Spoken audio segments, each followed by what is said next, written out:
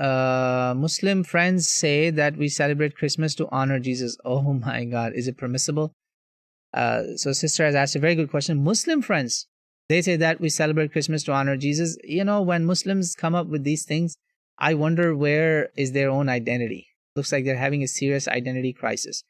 Do you want to honor Jesus? Honor the way you honor Prophet Muhammad Sallallahu Alaihi Wasallam. Do you honor him by dancing? Do you honor him by holding a prayer on the day of his birth?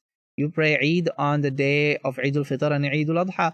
You want to honor him, you write in a sheet or poem about him, but don't waste millions of dollars in, decorating and lights and all of that. This is not honoring Jesus. This is honoring God. They are making him God. When you join it in the same way and the same day, you have become one of them. Prophet ﷺ told us that. So I'm giving you a hadith of Prophet ﷺ. In the Quran also, Allah says, وَمَن يَتَوَلَّهُم مِّنكُمْ فَإِنَّهُ مِنْهُمْ. You join them like this, you are one of them. Prophet ﷺ told us, مَن تَشَبَّهَ بِقَوْمٍ فَإِنَّهُ مِنْهُمْ. Whoever imitates the people, he's one of them. So don't imitate the celebration of Christmas with the Christian brethren. Have a lesson from the Jewish community. They have kept their chin up, so up that now Middle East is begging them. People in the Middle East, the princes, begging to take selfies with the murderer. What's his name? Ariel Sharon. What's his name? The current. What's his name? The guy, the Israeli Prime Minister, Netanyahu. Sharon is dead. Yeah, Netanyahu. See, they don't celebrate Christmas, and they are now almost leading the world, setting stages for the Dajjal, aren't they?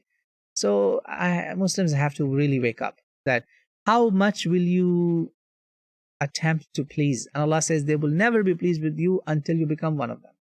You have to really become one of them. And the way to become one of them is when you join these customs which are linked with pagan recognition. Remember, 25th of December was a pagan day. It was a pagan festival. New Bible Dictionary that was originally published in 1962 from it's InterVarsity Press. This is the one by Marshall. Remember Marsh? I think Howard Marsh or Paul Marsh.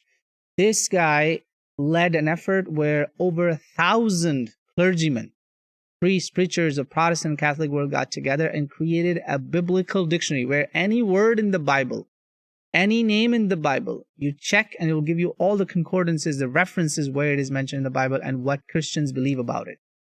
Everything. And they admitted there under the big day, under the Christmas, in the first 150 pages. In the Arabic and other languages, it's 145, 148 and so. They admitted that this is a pagan day. This was originally a pagan day. We made actually, on page 147, he says we made a commitment with the pagans of that time that if they became Christians, we will celebrate on the Christmas on this day. We'll celebrate on this day. So it's a pagan day.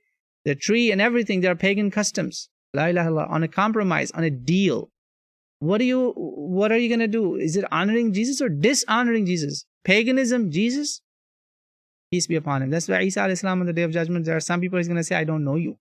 He will not recognize you. Same answer the Prophet ﷺ has mentioned in a hadith about him too. SubhanAllah. So may Allah guide us all, keep us away from all kinds of deviances.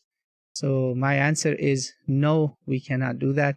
May Allah keep us away from all deviances. Don't try to please Jewish and Christian community by violating your own faith, your own religion. Keep your tradition, and they keep their tradition, right or wrong. God will judge in the end if you are at that level. Remember, Surah Kafirun, lakum dinukum waliyadin.